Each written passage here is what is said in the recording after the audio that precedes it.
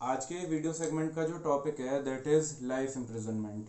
काफ़ी confusing topic है। वैसे तो लाइफ इम्प्रिजनमेंट का मतलब सबको पता है, उम्र कैद, आजीवन कारावास। लेकिन फिर भी कई लोगों को बहुत ज़्यादा कन्फ्यूजन होता है। जैसे कलाल मर्डर केस में आप लोगों को सबको पता है 1999 का ये केस है, और 2006 में जो कन्विक्ट था मनु शर्मा, उसे लाइफ इम्प्रिजनमेंट का सेंटेंस पास हुआ। लेकिन रिसेंटली आप लोगों ने न्यूज़ में पढ़ा होगा कि गुड कंडक्ट के ऊपर, गुड बिहेवियर के ऊपर उसे 14 साल बाद ही अभी 2020 में छोड़ दिया गया। ऐसे कई केसेस और मामलों की वजह से कई लोगों को लगता है लाइफ इम्प्रिजनमेंट का मतलब है 14 साल तक जेल या फिर 20 साल तक जेल। ऐसा नहीं है। आज की वीडियो में हम ये जानेंगे कि लाइफ इम्प्रिजनमेंट एग्जैक्टली क्या मतलब होता है और कब ऐसा होता है कि भाई अपराधी को जल्दी छोड़ दिया गया। तो सबसे पहले हम समझते हैं कि पनिशमेंट किस टाइप का होता है, कहाँ से आता है आईपीसी में। तो आईपीसी में सेक्शन 53, धारा 53 आपको ये बताती है कि पनिशमेंट 5 तरह का होता है। सबसे पहला होता है इस धारा के अकॉर्डिंग डेथ पनिशमेंट, वो आपको पता है जब फांसी की सज़ा सुनाई जाती है।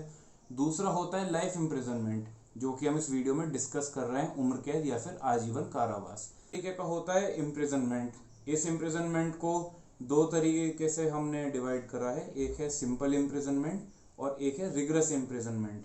अब ये पनिशमेंट सिंपल होगा या रिग्रेस होगा, ये क्या देख के डिसाइड करते हैं कि ऑफेंस का नेचर क्या है। कोई अगर थेफ्ट का, लूटपाट का, चोरी का छोटा मोटा ऑफेंस हो तो सिंपल इम्प्रिजनमेंट होता है, और कोई बहुत ज़्यादा रेप मर्डर जैसा रिग्रेस ऑफेंस हो तो फिर, या मतलब हीनियस ऑफेंस हो तो रिग्रेस इम्प्रिजनमेंट होता है। उसके बाद फोर्थ पनिशमेंट आता है fine. Fine is that is जुर्माना। आप लोग अक्सर सुनते होंगे कि इतने हजार का जुर्माना लगा, उतने का लगा। फिफ्थ तरह का जो पनिशमेंट आता है that is four feature of property. जब ये होता है कि कोर्ट से नोटिस गया कि ये संपत्ति जब्त कर ली गई है, प्रॉपर्टी जब्त कर ली गई। तो हमने समझा कि सेक्शन 53 है जो बताता है कितने तरह का पनिशमेंट होता है, दैट इज 5 तरह का। उसमें से आज हम लाइफ इम्प्रिजनमेंट को डिस्कस करने वाले हैं। अब लोगों को जो है कन्फ्यूजन है कि लाइफ इम्प्रिजनमेंट मतलब 14 साल या 20 साल, ये कहाँ से आया। तो हम समझते हैं। देखिए, जब लाइफ इम्प्रिजनमेंट का सेंटेंस पास होता है तो उसका मतलब तो ये ही है कि पूरी उम्र कैद होगी या फिर पूरा टिल लास्ट ब्रेथ उस इंसान को जीवन जेल में बिताना होगा। लेकिन सेक्शन 55 और 57 को पढ़ने के बाद ये पता लगता है कि सरकार के पास या कोर्ट के पास ये पावर है कि उसका जो सेंटेंस है उसे कम कर दिया जाए। जब हम सेक्शन 55 को पढ़ते हैं तो आईपीसी का सेक्शन 55 बताता है कि उस अपराधी की मर्जी के बिना भी अगर किसी सरकार को या कोर्ट को लगता है कि इसका गुड बिहेवियर है या फिर ये जेल में रहकर सुधर रहा है या ऐसा कोई भी उन्हें पॉइंट लगता है, तो इसके ऊपर जो टर्म ऑफ इम्प्रिजनमेंट है, जो टर्म है कि इतने साल आपको जेल में रहना है या जिंदगी भर जेल में रहना है, वो सरकार कम कर सकती है और वो 14 साल से ज़्यादा नहीं होना चाहिए। जैसे मनु शर्मा और ये जैसे कलाल मर्डर केस में आपने देखा कि उसे जेल में तो जिंदगी भर रहना था, लेकिन गुड बिहेवियर के चक्कर में उसे अभी रिलीज कर दिया गया। तो आपने ये समझा कि सेक्शन 55 है जिसमें बताया गया है। जैसे आपने सुना होगा कॉन्स्टिट्यूशन में या हमारे संविधान में ये प्रावधान है कि जो अपराधी है जब उसे डेथ सेंटेंस पास हो जाता है या फांसी की सजा सुनाई दी जाती है तो फिर वो राष्ट्रपति के पास भी माफी मांग सकता है, पार्डन मांग सकता है राष्ट्रपति से। तो जो ये पॉइंट है ये सबको पता है, लेकिन ये एक अंदर छुपी हुई पावर है जो कि आईपीसी में दी गई है कम्यूटेशन करने की, दैट इज किसी भी इम्प्रिजनमेंट के सेंटेंस को कम करने की जो है पावर है वो सेक्शन 55 के अंडर सरकार को या कोर्ट को दी गई है। हम लोग आते हैं सेक्शन 57 पे। सेक्शन 57 क्या कहता है कि अगर गवर्नमेंट को ऐसे केसेस में कोई भी कैलकुलेशन करनी हो तो जो आजीवन कारावास है या लाइफ इम्प्रिजनमेंट है उसे 20 ईयर्स माना जाएगा। अब आप मेरी बात से कंफ्यूज मत होइए, इसका मतलब ये नहीं है कि लाइफ इम्प्रिजनमेंट का मतलब ही 20 साल था। मैं समझाता हूँ। कुछ केसेस में क्या होता है, जब हम टर्म ऑफ पनिशमेंट गिनते हैं या ये काउंट करते हैं कि कितना पनिशमेंट इस बंदे को मिलेगा, उसे हमें कैलकुलेट करना पड़ता है। ये मैंने पहले भी अपने एक वीडियो में समझाया था कि भाई फांसी की सज़ा तक ऐसे ही नहीं पहुंच जाते। छोटे छोटे अलग अलग जब ऑफेंसेज ऐसे होते हैं उन्हें कई बार एडअप करके इतने साल हो जाते हैं, तब लाइफ इम्प्रिजनमेंट हो गया। या बहुत ज़्यादा ग्रेव हुआ तो जहाँ पे डेथ सेंटेंस है, डेथ सेंटेंस पास हो गया। ठीक है। सपोज कीजिए किसी ने जुर्माना नहीं भरा, तो जुर्माना ना भरने के लिए क्या कहता है लॉ कि जो टोटल उसे इम्प्रिजनमेंट का टर्म मिल रहा था 5 साल, 2 साल, 7 साल, उसका 1/4 और ऐड हो जाएगा जुर्माना ना भरने पर।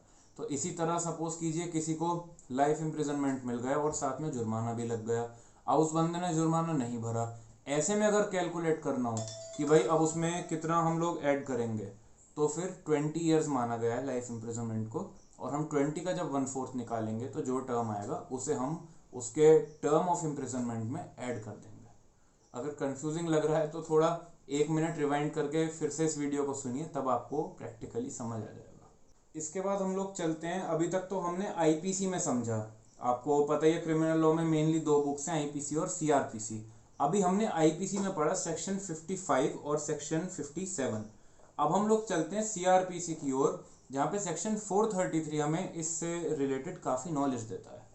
तो सेक्शन 433 सीआरपीसी का ये कहता है कि अप्रोप्रिएट गवर्नमेंट, जो सरकार है, अगर केंद्र का मामला है तो केंद्र सरकार और राज्य का मामला है तो राज्य सरकार, अप्रोप्रिएट गवर्नमेंट अपराधी की कंसेंट के बिना जो उसे टर्म ऑफ पनिशमेंट मिला हुआ है, जिस भी तरह का पनिशमेंट मिला है, उसको कम्यूट कर सकती है या फिर कम कर सकती है। और ये ऊपर से नीचे चलता है। सपोज मैं आपको समझाता हूँ। 433 का पार्ट 1 ये कहता है कि डेथ सेंटेंस को कम कर सकती है, यानी किसी अपराधी को अगर डेथ सेंटेंस मिला है तो फिर सरकार उस डेथ सेंटेंस को कम करके लाइफ इम्प्रिजनमेंट दे सकती है। ऐसे हम सेकंड पर आते हैं। अगर किसी को लाइफ इम्प्रिजनमेंट मिला यानी उम्र कैद की सजा मिली है, तो अप्रोप्रिएट सरकार उसे लाइफ इम्प्रिजनमेंट से कम करके ला सकती है, लेकिन जब लाइफ इम्प्रिजनमेंट से कम करके दंड दिया जाएगा तो फिर वो 14 साल से पहले छोड़ना होगा। थोड़ा कॉन्ट्राडिक्टरी है, मैं समझाता हूँ। माना किसी को लाइफ इम्प्रिजनमेंट मिल गया जिसकी एज थी 50 साल की उम्र में लाइफ इम्प्रिजनमेंट मिल गया। अब सरकार को लगता है कि इसका सही बिहेवियर है 10-11 साल बाद, तो इसे छोड़ देना चाहिए।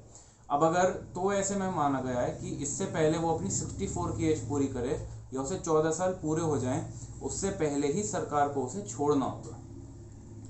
थर्ड प्रोविजन आता है कि भाई वो अपने रिग्रेस इम्प्रिजनमेंट को कम करके सिंपल इम्प्रिजनमेंट पे ला सकती है, यानी किसी बंदे को अगर रिग्रेस इम्प्रिजनमेंट सुनाया गया है 8-10 साल के लिए, तो उसे वो कम करके टर्म ऑफ पनिशमेंट यानी कितने साल उसे जेल में रहना है वो भी कम कर सकता है, और साथ में ये भी कम किया जा सकता है कि वो रिग्रेस तरीके से नहीं, सिंपल तरीके से अपना इम्प्रिजनमेंट का टर्म सर्व करेगा। और फोर्थ प्रोविजन ये आता है कि जो सिंपल इम्प्रिजनमेंट है उसे कम्यूट करा जा सकता है। तो ऑब्वियसली ऊपर से नीचे चल रहे हैं, तो सिंपल इम्प्रिजनमेंट से नीचे या तो उसका टर्म ऑफ इम्प्रिजनमेंट कम होता है या फिर उसे फाइन देना होता है। अब इसके बाद एक बहुत इंपॉर्टेंट चीज को समझते हैं, दैट इज सेक्शन 433A, जो इसका जस्ट अगला सेंटेंस है, अगला सेक्शन है, वो बताता है, जो रिसेंटली आपको सेकंड वाले प्रोविजन में कंफ्यूजन हुआ था। तो सेक्शन 433A ये कहता है कि अगर सरकार ने किसी व्यक्ति को ऐसे ऑफेंस में लाइफ इम्प्रिजनमेंट दिया है जिस ऑफेंस के लिए उसे डेथ सेंटेंस मिलना चाहिए था, सही है, आप ध्यान से समझिए, किसी ने मर्डर करा है या रेप एंड मर्डर करा है तो उसे डेथ सेंटेंस मिलना था, लेकिन सरकार ने ऑलरेडी उसे डेथ सेंटेंस ना देकर उसे लाइफ इम्प्रिजनमेंट सुना दिया है, तो ऑलरेडी उसका टर्म कम्यूट हो गया। ऐसे में अगर अप्रोप्रिएट सरकार उसका टर्म और ज्यादा कम करना चाहे या उसका पनिशमेंट और ज्यादा कम करना चाहे, तो वो टर्म ये होना चाहिए कि वो मिनिमम 14 साल तक जेल में सर्व करेगा। अब आपको वो कंफ्यूजन क्लियर हुआ होगा कि अगर तब कम करना था तो लाइफ इम्प्रिजनमेंट मिला है लेकिन डेथ सेंटेंस वाला उसने रिग्रेस और ऐसा कोई हीनियस ऑफेंस नहीं करा, तो फिर उसे कम करने के लिए हमने कह दिया 14 साल से पहले छोड़ो। लेकिन किसी ने अगर इतना ज़्यादा बड़ा अपराध कर दिया है जहाँ उसे डेथ सेंटेंस मिलना चाहिए था, लेकिन डेथ सेंटेंस की जगह लाइफ इम्प्रिजनमेंट का सेंटेंस दिया, तो ऑलरेडी पनिशमेंट सुनाते वक्त ऑलरेडी कम्यूट करके दिया। अब अगर और ज़्यादा कम्यूट करना है तो फिर उस बंदे को मिनिमम 14 साल जेल में काटने ही होंगे, उसके बाद उसे छोड़ा जा सकेगा। तो आज का वीडियो थोड़ा सा कंफ्यूजिंग हो गया, ठीक है, कोई नहीं, हल्का सा कॉम्प्लिकेटेड टॉपिक था। एंड में हम इसे सम अप करते हैं। आईपीसी का सेक्शन 53 बताता है किन 5 तरह के पनिशमेंट्स मिल सकते हैं। उसके बाद सरकार अगर लाइफ इम्प्रिजनमेंट देती है तो फिर सेक्शन 55 आईपीसी का बताता है कि उस सेंटेंस को कम्यूट किया जा सकता है या कम किया जा सकता है। उसके बाद हम चलते हैं सीआरपीसी पे। तो पहले सेक्शन 433 के अकॉर्डिंग जो अप्रोप्रिएट सरकार है, चाहे वो स्टेट गवर्नमेंट हो या सेंट्रल गवर्नमेंट हो, जहाँ का भी केस है, जिस कोर्ट के अंडर केस आता है, उसके अकॉर्डिंग अप्रोप्रिएट गवर्नमेंट जब चाहे उस कैदी के कंसेंट, उसकी मर्जी के बिना भी इस सेंटेंस को कम्यूट कर सकती है, जिसकी सिर्फ 2 शर्तें हैं। जो सबसे मेन पॉइंट है आज की वीडियो का, दैट इज अगर सीधा पहला ऑफेंस ही ऐसा था कि उसका जो मैक्सिमम टर्म ऑफ पनिशमेंट था वो ही लाइफ इम्प्रिजनमेंट था और तब मिला है, अगर तब कम्यूट करा जाएगा तो फिर 14 साल से पहले छोड़ना पड़ेगा। लेकिन अगर ऑफेंस ऐसा है जिसका मैक्सिमम जो पनिशमेंट था वो डेथ सेंटेंस था, लेकिन तब भी हमने लाइफ इम्प्रिजनमेंट दिया और ऑलरेडी कम्यूटेशन एक तरीके से हो चुका है, अगर तब कम्यूटेशन करना होगा और कम करना होगा तो फिर मिनिमम 14 साल अपराधी को जेल में काटने होंगे। तो आज की वीडियो में मैंने कोशिश करी आपको लाइफ इम्प्रिजनमेंट के बारे में बताऊं, और मैं उम्मीद करता हूं काफ़ी आपको इससे जो बेसिक डाउट्स होते हैं क्लियर हुए होंगे। अगर आपको इस वीडियो से हल्की सी भी नॉलेज मिली तो मेरे चैनल को सब्सक्राइब कीजिए और इंस्टाग्राम पे मेरे पेज को फॉलो कीजिए। Thank you.